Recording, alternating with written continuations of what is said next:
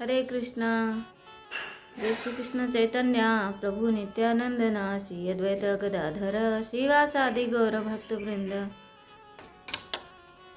हरे कृष्णा कृष्णा कृष्णा हरे हरे, हरे रामा राम राम हरे हरे। जगत गुरु शिल प्रभुपाद की जय, अनंत कोटि वैष्णव भक्त वृंद की जय। आज की हमारी कथा है अम्बरीश महाराज की। ये है नवम स्कंद के चौथे अध्याय का चौथा अध्याय, नवम स्कंद का चौथा अध्याय। हरे कृष्ण। जगत गुरु शिल प्रभुपाद की जय, गुरु महाराज की जय, अनंत कोटि वैष्णव भक्तवृंद की जय। हरे कृष्णा। मैं कुछ बोल पाऊँ ये मेरी लायकात नहीं है। जो भी बोलूँगी ये गुरु महाराज की दी हुई वाणी ही बोलूँगी। हरे कृष्णा। श्री सुखदेव गोस्वामी जी कहते हैं, परीक्षित मनुपुत्र नभग का पुत्र था। मनुपुत्र नभग का पुत्र था नाभाग। जब वह दीर्घ काल ब्रह्मचर्य पालन करके लौटा तब उसके बड़े भाइयों ने अपने से छोटे किंतु विद्वान भाई को हिस्से में केवल पिता ही दिया। संपत्ति तो उन्होंने पहले ही आपस में बांट ली थी। उसने अपने भाइयों से पूछा, भाइयों आप लोगों ने मुझे हिस्से में क्या दिया है? तब उन्होंने उत्तर दिया, हम तुम्हारे हिस्से में पिताजी को ही तुम्हें देते हैं। उसने अपने पिता से जाकर कहा, पिताजी मेरे बड़े भाइयों ने मेरे हिस्से मेरे लिए आपको दिया है। पिता ने कहा, बेटा तुम उनकी बात ना मानो। देखो ये बड़े बुद्धिमान आंगिरस गोत्र के ब्राह्मण इस समय एक बहुत बड़ा यज्ञ कर रहे हैं, परंतु मेरे विद्वान पुत्र वे प्रत्येक छठे दिन अपने कर्म में भूल कर बैठते हैं। तुम उन महात्माओं के पास जाकर उन्हें वैश्वदेव संबंधी 2 सूक्त बतला दो। जब वे स्वर्ग जाने लगेंगे तब यज्ञ से बचा हुआ अपना सारा धन तुम्हें दे देंगे। इसलिए अब तुम उन्हीं के पास चले जाओ। उसने अपने पिता के आज्ञानुसार वैसा ही किया। उन आंगिरस गोत्री ब्राह्मणों ने भी यज्ञ का बचा हुआ धन उसे देकर और वे स्वर्ग चले गए। जब नाभाग उस धन को लेने लगा तब उत्तर दिशा से एक काले रंग का पुरुष आया। उसने कहा, इस यज्ञ भूमि में जो कुछ बचा हुआ है वह सब धन मेरा है। नाभाग ने कहा, ऋषियों ने यह धन मुझे दिया है इसलिए मेरा इस पर। उस पुरुष ने कहा, हमारे विवाद के विषय में तुम्हारे पिता से ही प्रश्न किया जाए। तब नाभाग ने जाकर पिता से पूछा। पिता ने कहा, एक बार दक्ष प्रजापति के यज्ञ में ऋषि लोग यह निश्चय कर चुके हैं कि यज्ञ भूमि में जो कुछ बच रहता है वह सब रुद्रदेव का हिस्सा है। इसीलिए वह धन तो महादेव जी को ही मिलना चाहिए। नाभाग ने जाकर उस काले रंग के पुरुष रुद्र भगवान को प्रणाम किया और कहा, हे प्रभु यज्ञ भूमि की सभी वस्तुएं आपकी हैं। मेरे पिता ने ऐसा ही कहा है। भगवान मुझसे अपराध हुआ है, मैं सिर झुकाकर आपसे क्षमा मांगता हूँ। तब रुद्र ने कहा, तुम्हारे पिता ने धर्म के अनुकूल निर्णय दिया है और तुमने भी मुझसे सत्य ही कहा है। तुम वेदों का अर्थ तो पहले से ही जानते हो। अब मैं तुम्हें सनातन ब्रह्म तत्व का ज्ञान देता हूँ। यहाँ यज्ञ में बचा हुआ मेरा जो अंश है वह धन भी मैं तुम्हें ही दे रहा हूँ। तुम इसे स्वीकार करो। इतना कहकर सत्य प्रेमी भगवान रुद्र अंतर ध्यान हो गए। जो मनुष्य प्रातः काल सायंकाल एकाग्र चित्त से इस आख्यान का स्मरण करता है वह प्रतिभाशाली एवं वेदज्ञ तो होता ही है, साथ ही अपने स्वरूप को भी जान लेता है। नाभाग के पुत्र हुए अम्बरीश। जो अम्बरीश महाराज हैं वो नाभाग के पुत्र हैं और नाभाग के पिता हैं नभग। वे भगवान के बड़े ही प्रेमी और उदार धर्मात्मा थे। जो ब्रह्म साप कभी नहीं रोक सका वह अम्बरीश महाराज का स्पर्श तक ना कर सका। जब कोई ब्रह्म साप कभी रोक नहीं सकता वह श्राप भी अम्बरीश महाराज को स्पर्श तक नहीं कर सका। कैसे? तो आइए अब हम जानते हैं। राजा परीक्षित ने पूछा, भगवान मैं परम ज्ञानी राजर्षि अम्बरीश का चरित्र सुनना चाहता हूँ। ब्राह्मण ने क्रोधित होकर उन्हें ऐसा दंड दिया जो किसी प्रकार टाला नहीं जा सकता, परंतु वह भी उनका कुछ न बिगाड़ सका। तो परीक्षित महाराज सुखदेव जी से पूछते हैं, तो सुखदेव जी कहते हैं कि परीक्षित, अम्बरीश बड़े भाग्यवान थे। पृथ्वी के सातों द्वीप, अचल संपत्ति और अतुलनीय ऐश्वर्य उनको प्राप्त था। यद्यपि वे सब साधारण मनुष्यों के लिए अत्यंत दुर्लभ वस्तुएं हैं, फिर भी वे इन्हें स्वप्न तुल्य समझते थे। तो अम्बरीश महाराज इतने बड़े राजा के पुत्र होते हुए भी उनके पास जो भी संपत्ति थी उसको एक स्वप्न तुल्य समझते थे, सपने के ही समान समझते थे, क्योंकि वे जानते थे कि इस धन वैभव लोभ में पड़कर मनुष्य घोर नरक में जाता है। वह केवल 4 दिन की चांदनी है, उसका दीपक तो बुझाया ही है। जो सोचता है कि मेरे पास इतना सारा धन है, संपत्ति है और उसी में रत रहता है, तो वो बुझाया दीपक के समान है। भगवान श्री कृष्ण में और उनके प्रेमी साधुओं में उनका परम प्रेम था।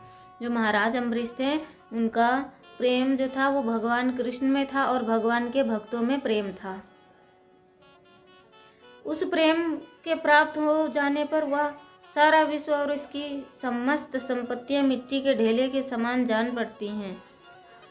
उन्होंने अपने मन को श्री कृष्ण चंद्र के चरणारविंद युगल में वाणी को भगवान, अब यहाँ पर कितना सुंदर उदाहरण है। उन्होंने अपने मन को श्री कृष्ण के चरणारविंद में वाणी को भगवत गुणों वर्णन में, जो उनकी वाणी थी, उन्होंने अपनी वाणी को भगवान के गुणों के वर्णन में लगा दी और अपने हाथों को श्री हरि के मंदिर मार्जन सेवा में लगा दिया और अपने कानों को भगवान की अच्युत की मंगलमयी कथा को श्रवण करने में लगा दिया। उन्होंने अपने नेत्र मुकुंद मूर्ति एवं मंदिरों के दर्शन में लगाया और भगवत भक्तों के शरीर स्पर्श, और जो उनका अंग संग था उस अंग संग से भगवत भक्तों के शरीर स्पर्श में लगाया। जो उनकी नासिका थी, उनके चरण कमलों में जो उनकी नाक थी, तो उनके चरण कमलों में, जो भगवान के चरण कमलों में चढ़ी हुई श्रीमती तुलसी दिव्य गंध में और रसना जीवा को भगवान के प्रति अर्पित नैवेद्य प्रसाद में संलग्न कर दिया था। तो इतने भगवत भक्त थे अम्बरीश महाराज। अम्बरीश के पैर भगवान के क्षेत्र आदि की पैदल यात्रा करने में लगे रहते थे। जो अम्बरीश, हमें भी यहाँ पर यही शिक्षा लेनी चाहिए कि जो हमारे पैर हैं वो भगवान के क्षेत्र और उनके स्थल में जाने के लिए लगाने चाहिए, लगे रहते हैं। और सिर से भगवान श्री कृष्ण के चरण कमलों की वंदना किया करते थे। राजा अम्बरीश ने माला, चंदन आदि भोग सामग्री को भगवान की सेवा में समर्पित कर दिया था, भोगने की इच्छा से नहीं, बल्कि इसलिए कि इससे वह भगवत प्रेम प्राप्त हो। जो पवित्र कीर्ति भगवान के निज जानों में ही निवास करता है। इस प्रकार उन्होंने अपने सारे कर्म यज्ञ पुरुष इंद्रियातीत भगवान के प्रति उन्हें सर्वात्मा एवं सर्वस्वरूप समझकर समर्पित कर दिए थे और भगवत भक्त ब्राह्मणों की आज्ञा के अनुसार वे इस पृथ्वी का शासन करते थे। उन्होंने धनु नामक एक निर्जल देश में सरस्वती नदी के प्रवाह के सामने वशिष्ठ, असित, गौतम आदि भिन्न भिन्न आचार्यों द्वारा महान ऐश्वर्य के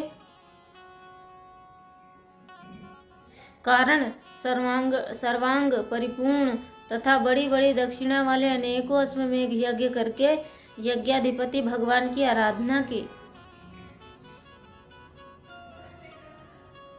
उनके यज्ञों में देवताओं के साथ जब सदस्य और ऋत्विज बैठ जाते थे तब उनकी पलकें नहीं पड़ती थीं और वे अपने सुंदर वस्त्र और वैसे ही रूप के कारण देवताओं के समान दिखाई पड़ते थे। उनकी प्रजा महात्माओं के द्वारा गाए हुए भगवान के उत्तम चरित्रों का किसी समय बड़े प्रेम से श्रवण करती और किसी समय उनका गान करती।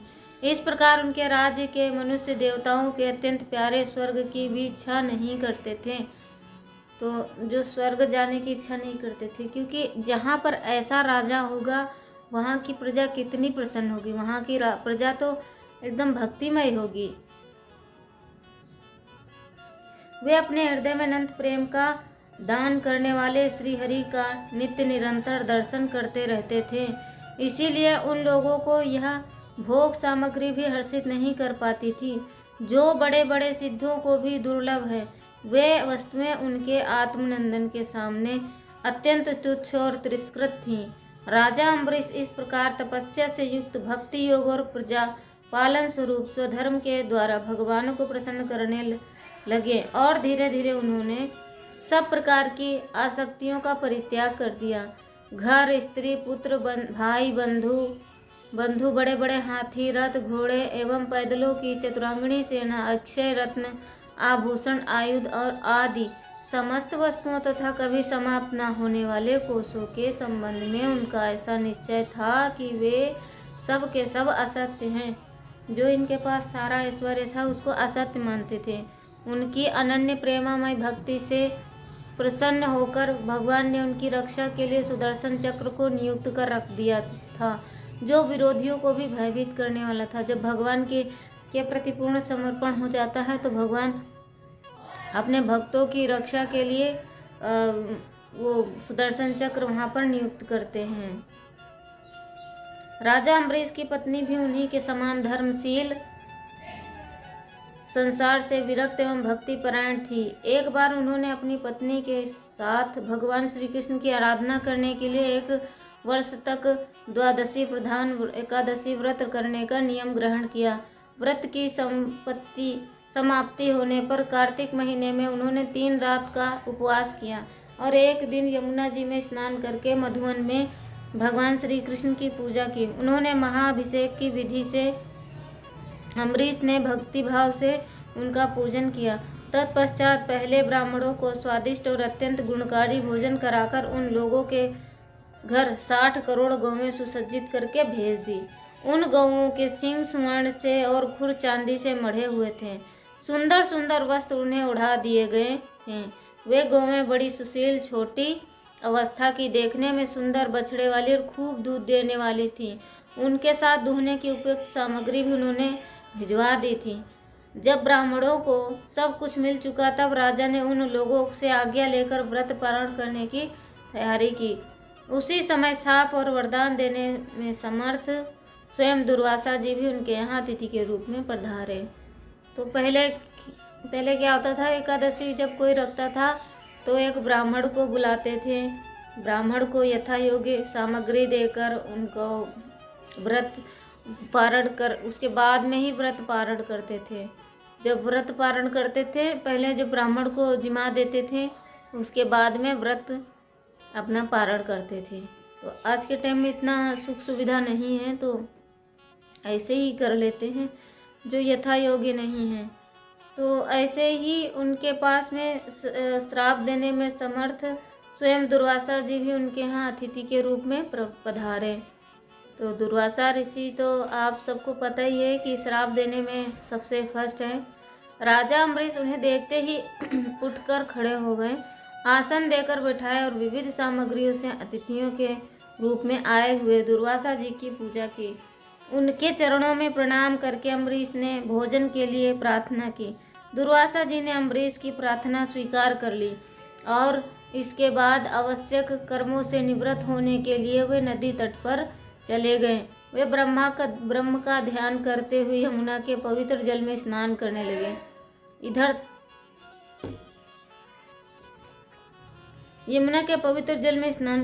इधर द्वादशी केवल घड़ी भर की शेष रह गई थी।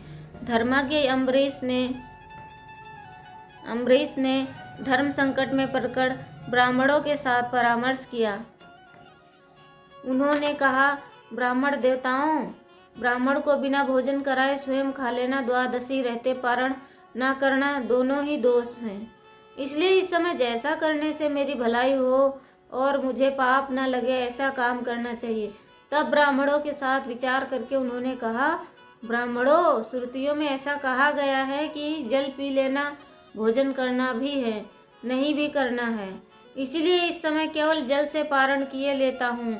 ऐसा निश्चय करके मन ही मन भगवान का चिंतन करते हुए राजर्षि अम्बरीश ने जल पी लिया और परीक्षित वे केवल दुर्वासा के आने की बाट देखने लगे। दुर्वासा जी आवश्यक कर्मों से निवृत्त होकर यमुना तट से लौट आए।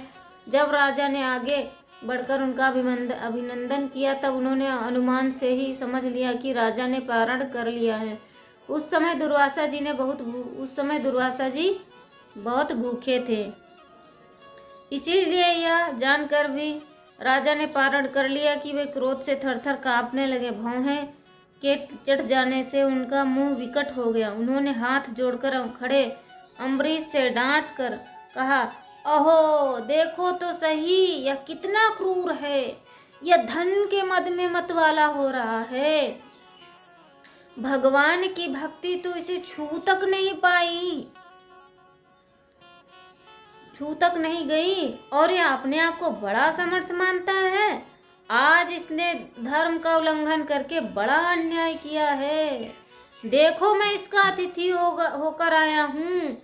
इसने अतिथि सत्कार करने के लिए मुझे निमंत्रण भी दिया है, किंतु फिर मुझे खिलाए बिना ही खा लिया। अच्छा देख, तुझे अभी इसका फल चखाता हूँ।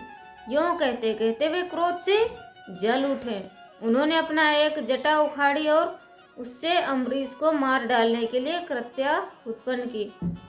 तो उन्होंने पूरी जानकारी भी नहीं ली कि इन्होंने खाया है कि नहीं खाया है। ऐसे ही बोलने लगे कि इन्होंने खा लिया।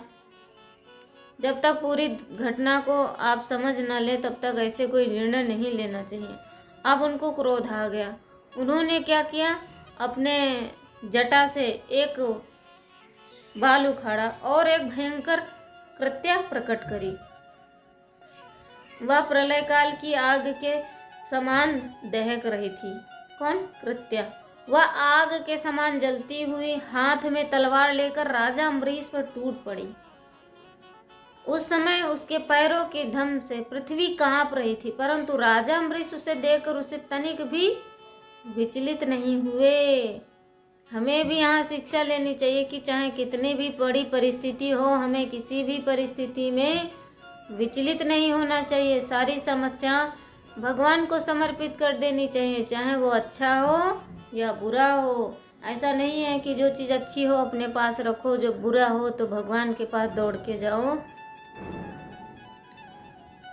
उसे देखकर विचलित नहीं, वे एक ही पग पर नहीं हटे, ज्यों के त्यों खड़े रहे। परम पुरुष परमात्मा ने अपनी सेवक की रक्षा के लिए पहले से ही सुदर्शन चक्र को नियुक्त कर रखा था।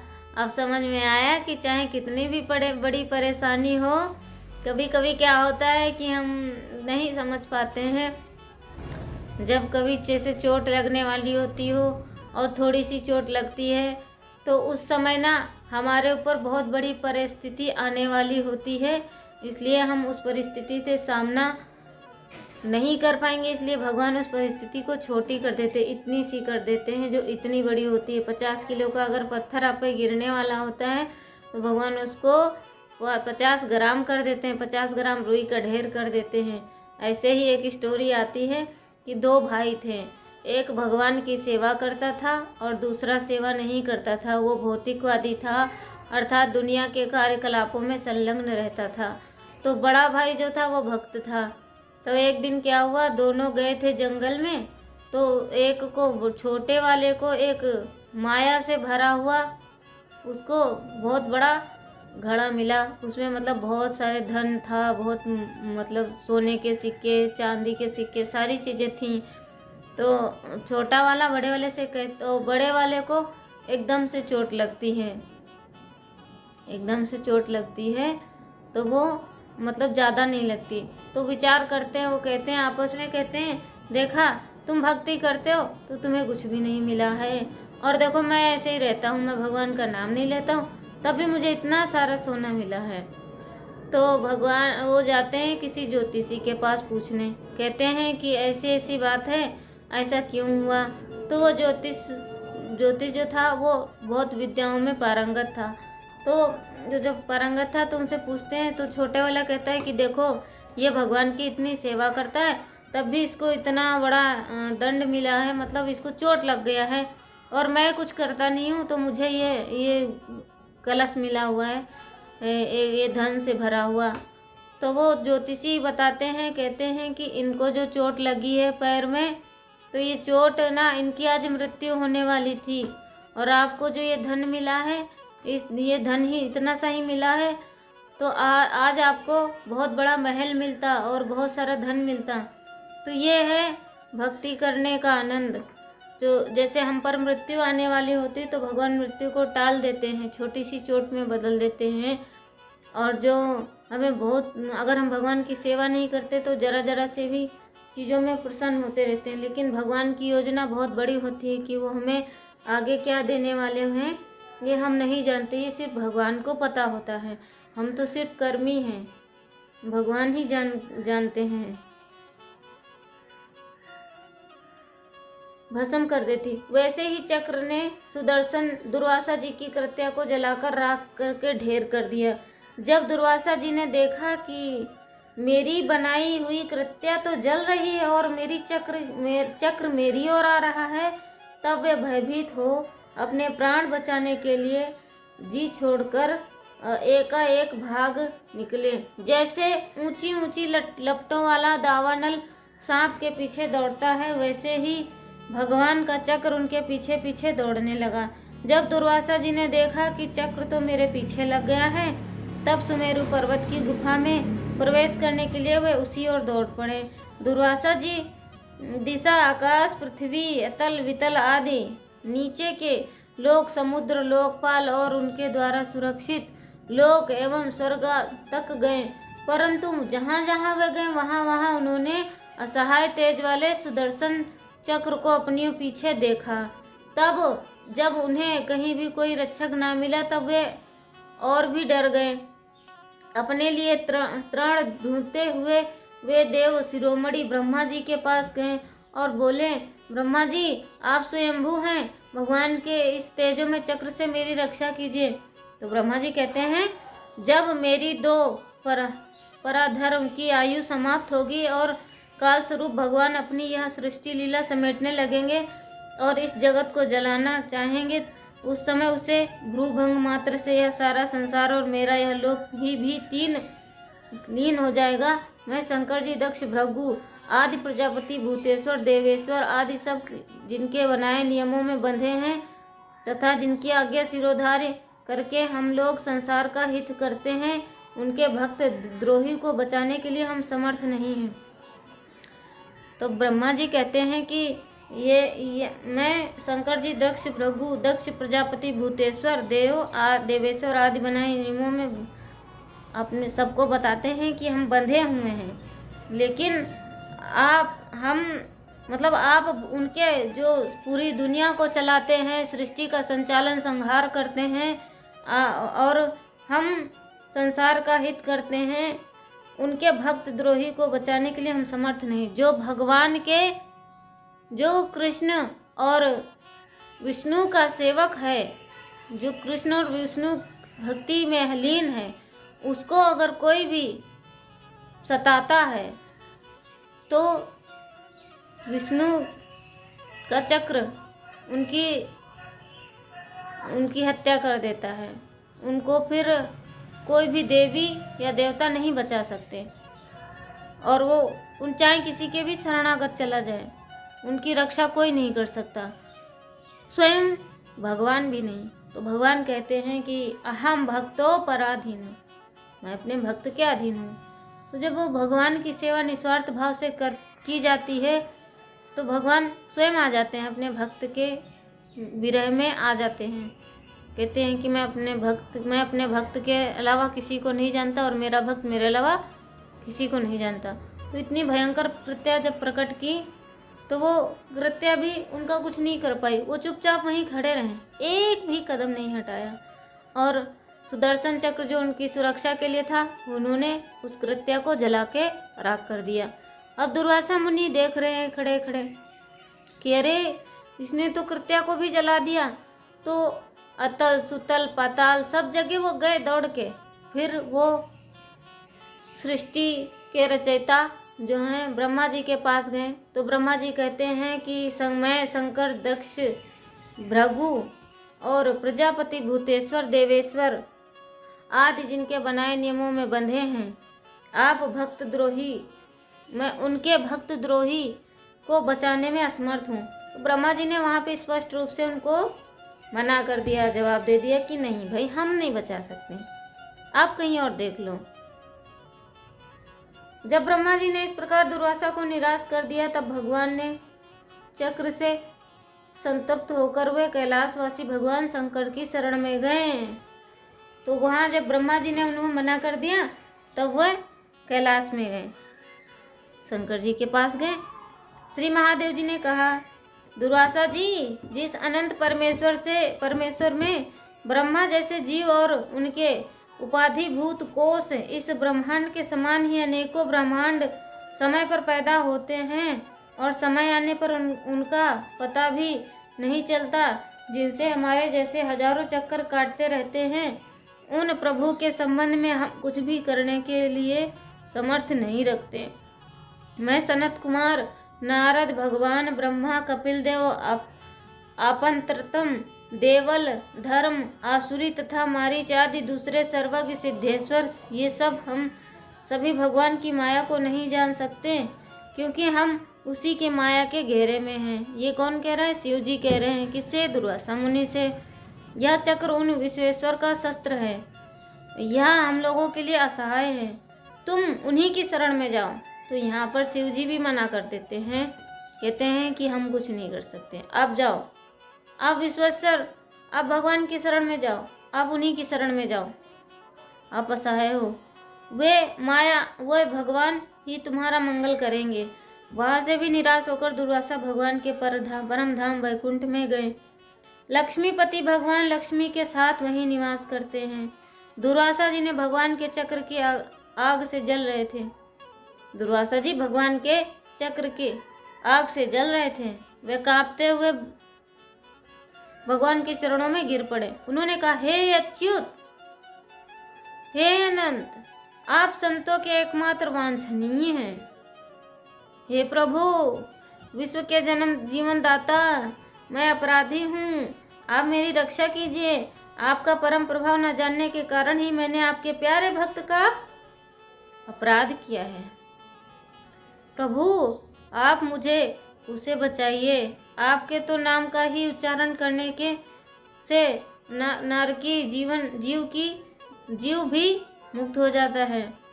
तो दुर्वासा मुनि भगवान से बहुत रिक्वेस्ट कर रहे हैं, अनुरोध कर रहे हैं कि मैंने आपके भक्त का अपराध किया है, मुझे क्षमा करो, मुझे क्षमा करो भगवान, हे परमात्मा, मुझे क्षमा करो।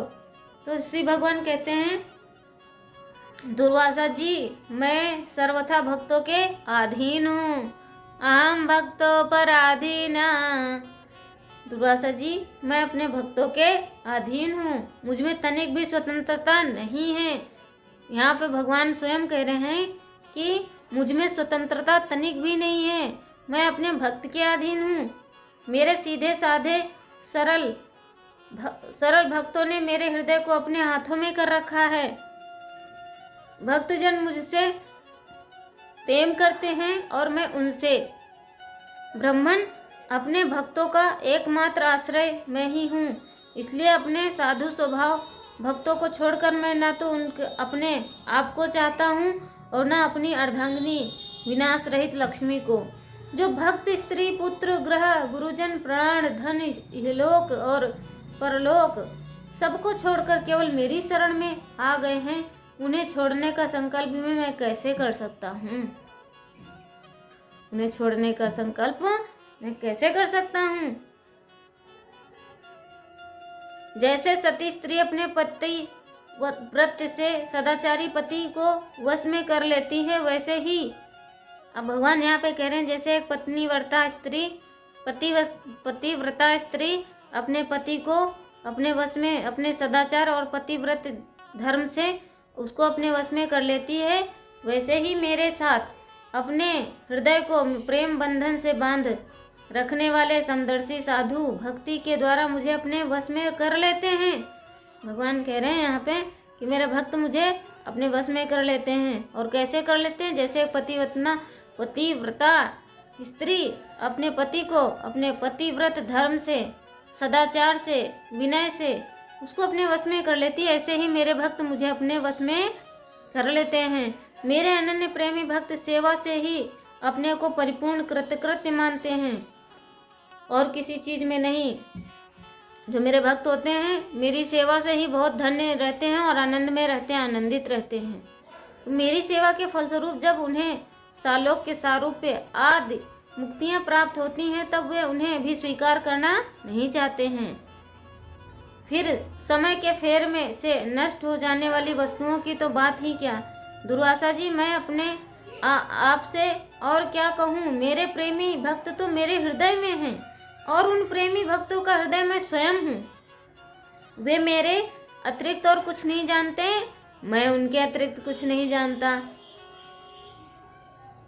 दुर्वासा जी सुनिए, मैं आपको एक उपाय बताता हूँ जिसका अनिष्ट करने से आपको इस विपत्ति में पड़ना पड़ा है। आप उसी के पास जाइए। निरपराध साधुओं के अनिष्ट की चेष्टा से अनिष्ट करने वाले का ही अमंगल होता है, इसमें संदेह नहीं है।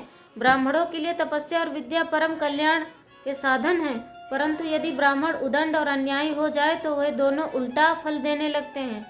भगवान यहाँ पे यही कह रहे हैं कि ब्राह्मण के शाप से कोई बच नहीं सकता, लेकिन अगर वही ब्राह्मण उदंड अन्यायी हो जाए तो जो उसका फल होता है तब का फल वो उल्टा फल देने लगता है। दुर्वासा जी आपका कल्याण हो। आप नाभाग नंदन परम भाग्यशाली राजा अम्बरीश के पास जाइए और उनसे क्षमा मांगिए, तब आपको शांति मिलेगी।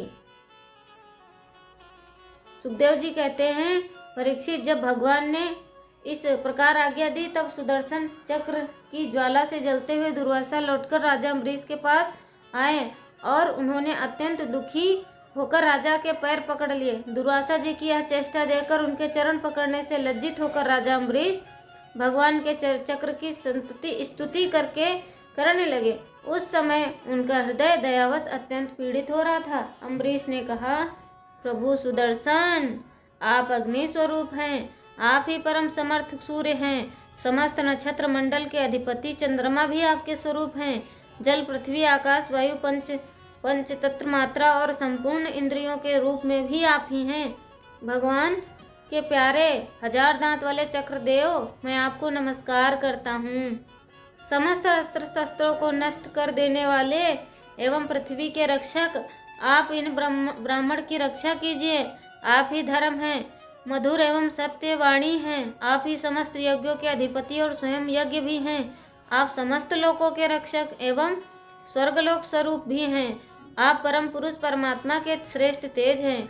सुनाब, आप समस्त धर्मों की मर्यादा के रक्षक हैं। अधर्म का आचरण करने वाले असुरों को भस्म करने के लिए आप साक्षात अग्नि हैं। आप ही तीनों लोकों के रक्षक एवं विशुद्ध तेजों में हैं। आपकी गति मन के वेग के समान है और आपके कर्म अद्भुत हैं। मैं आपको नमस्कार करता हूँ, आपकी संतुति करता हूँ। वेदवाणी के आधीश्वर, आपके धर्म में तेज से अंधकार का नाश होता है और सूर्य के आदि महापुरुषों के प्रकाश की रक्षा होती है। आपकी महिमा का पार पाना अत्यंत कठिन है। ऊंचे नीचे और छोटे बड़े के भेदभाव से युक्त यह समस्त कारणात्मक संसार आपका ही स्वरूप है। सुदर्शन चक्र, आप पर कोई विजय नहीं प्राप्त कर सकता। जिस समय निरंजन भगवान आपको चलाते हैं, आप दैत्य एवं दानवों की सेना में प्रवेश करते हैं, उस समय युद्ध में उनकी भुजा, उदर, जंघा, चरण, गर्दन आदि निरंतर काटते हुए आप अत्यंत शोभामान होते हैं। विश्व के रक्षक, आप रणभूमि में सबका प्रहार सह लेते हैं। आपका कोई कुछ नहीं बिगाड़ सकता। गदाधारी भगवान ने दुष्टों के नाश के लिए आपको नियुक्त किया है। आप कृपा करके हमारे कुल के भाग्योदय के लिए दुर्वासा जी का कल्याण कीजिए। हमारे ऊपर यह महान अनुग्रह होगा। यदि मैंने कुछ भी दान किया हो, यज्ञ किया हो अथवा अपने धर्म का पालन किया हो, यदि हमारे वंश के लोग ब्राह्मणों को ही अपना आराध्य देव समझते हों तो दुर्वासा जी की जलन मिट जाए। भगवान समस्त गुणों के एकमात्र आश्रय हैं। यदि मैंने समस्त प्राणियों की आत्मा के रूप में उन्हें देखा हो और वे मुझ पर प्रसन्न हो तो दुर्वासा जी के हृदय की सारी जलन मिट जाए। श्री सुखदेव जी कहते हैं, जब राजा अम्बरीश दुर्वासा को सब ओर से जलाने वाले भगवान के सुदर्शन चक्र की इस प्रकार स्तुति की, तब उनकी प्रार्थना से चक्र शांत हो गया। जब दुर्वासा चक्र की आग से मुक्त हो गए और उनका चित्त स्वस्थ हो गया, तब वे राजा अम्बरीश को अनेक अनेक उत्तम आशीर्वाद देते हुए उनकी प्रशंसा करने लगे। दुर्वासा जी कहते हैं, धन्य है, आज मैंने भगवान के प्रेमी भक्तों का महत्व देखा। राजन, मैंने आपका अपराध किया है, फिर भी आप मेरे लिए मंगल कामना ही कर रहे हैं। जिन्होंने भक्त वत्सल भगवान श्री हरि के चरणों को दृढ़ प्रभाव से पकड़ लिया, उन साधु पुरुषों के लिए कौन सा कार्य कठिन है। जिनका हृदय उदार है, वे महात्मा भला किस वस्तु का परित्याग नहीं कर सकते हैं। जिनके मंगलमय नामों के श्रवण मात्र से जीव निर्मल हो जाता है, उन्हीं तीर्थपाद भगवान के चरण कमलों के जो दास हैं, उनके लिए कौन सा कर्तव्य शेष रह जाता है। महाराज अम्बरीश, आपका हृदय करुणा भाव से परिपूर्ण है। आपने मेरे ऊपर महान अनुग्रह किया है। अहो, आपने मेरे अपराध को भुलाकर मेरे प्राणों की रक्षा की है। परीक्षित, जब से दुर्वासा जी ने भागे थे, तब से आज तक अम्बरीश ने भोजन नहीं किया। वे उनके लौटने की बाट देख रहे थे। अब उन्होंने दुर्वासा जी के चरण पकड़ लिए और उन्हें प्रसन्न करके विधिपूर्वक भोजन कराया। राजा अम्बरीश बड़े आदर से अतिथि के योग्य सब प्रकार की भोजन सामग्री ले आए। दुर्वासा जी भोजन करके तृप्त हो गए। अब उन्होंने आदर से कहा, राजन, अब आप भी भोजन कीजिए। अम्बरीश, आप भगवान के परम प्रेमी भक्त हैं। आपके दर्शन, स्पर्श, बातचीत और मन को भगवान की ओर प्रवृत्त करने वाले अतिथि से मैं अत्यंत प्रसन्न और अनुग्रहित हुआ हूँ। स्वर्ग की देवांगनाएं बार बार आपके इस उज्जवल चरित्र का गान करेंगी। यह पृथ्वी भी आपकी परम पुण्यमयी कीर्ति का संकीर्तन करती रहेगी। सुखदेव जी कहते हैं, दुर्वासा जी ने बहुत ही संतुष्ट होकर राजा अम्बरीश के गुणों की प्रशंसा की और उसके बाद उनसे अनुमति लेकर आकाश मार्ग से उस ब्रह्मलोक की यात्रा की, जो केवल निष्काम कर्म से ही प्राप्त होती। परीक्षित, जब सुदर्शन चक्र से भयभीत होकर दुर्वासा जी भगे थे, तब से लेकर उनके लौटने तक 1 वर्ष समय बीत गया। मतलब 1 साल बीत जाता है। जब वे भागे थे, सुदर्शन चक्र उनको 1 साल तक भगाता रहा था। इतने दिनों तक राजा अम्बरीश उनके दर्शन की आकांक्षा लेकर जल पीकर ही रहे। जब दुर्वासा जी चले गए, तब उनके भोजन से बचे हुए अत्यंत पवित्र अन्न का उन्होंने भोजन किया। अपने कारण दुर्वासा जी का दुख में पड़ना और फिर अपनी ही प्रार्थना से उनका छूटना, इन दोनों बातों को उन्होंने अपने द्वारा होने पर भी भगवान की ही महिमा समझा। राजा अम्बरीश में ऐसे अनेकों गुण थे। अपने समस्त कर्मों के द्वारा ही वे परब्रह्म परमात्मा श्री भगवान में भक्ति भाव की अभिवृद्धि करते रहते थे। उस भक्ति के प्रभाव से उन्होंने ब्रह्मलोक तक के समस्त भोगों को नरक के समान समझा। तदनंतर राजा अम्बरीश ने अपने ही समान भक्त पुत्रों पर राज्य का भार छोड़ दिया और स्वयं वे वन में चले गए। वहां से बड़ी बड़ी धीरता के साथ आत्मस्वरूप भगवान में अपना मन लगाकर गुणों के प्रवाह रूपी संसार से मुक्त हो गए। परीक्षित, महाराज अम्बरीश पर यह परम पवित्र आख्यान है। जो इसका संकीर्तन और स्मरण करता है, वह भगवान की भक्त हो जाता है। तो हरे कृष्णा, बहुत सुंदर चरित्र है अम्बरीश महाराज का। मैं तो धन्य हो गई सुन के और पढ़ के। तो हमारी वाणी है जो भगवान की लीलाएं ही वाणी से करनी चाहिए। जो हमारी जिह्वा है, उससे भगवान का स्वाद प्रसादम का ग्रहण करना चाहिए। और जो कान है, वो भगवान की लीलाओं को सुनने के लिए प्रयोग करने चाहिए। तो अम्बरीश महाराज जी से हमें बहुत अच्छी शिक्षा लेनी चाहिए कि अपने भगवान के प्रति समर्पित इतना हो जाओ कि आपके लिए भी सुदर्शन चक्र आ जाए, नियुक्त कर दें भगवान। और कुछ भी अगर हम भगवान की सेवा कर रहे हैं तो साथ में कुछ भी प्राप्त करने की इच्छा चेष्टा नहीं रखनी चाहिए। वांछाय कृतभ्यश्च कृपा सिंधु भयेव च पतितानां पावनेभ्यो वैष्णवेभ्यो नमो नमः। हरे कृष्णा। जगत गुरु श्रील प्रभुपाद की जय। अनंत कोटि वैष्णव भक्त वृंद की जय।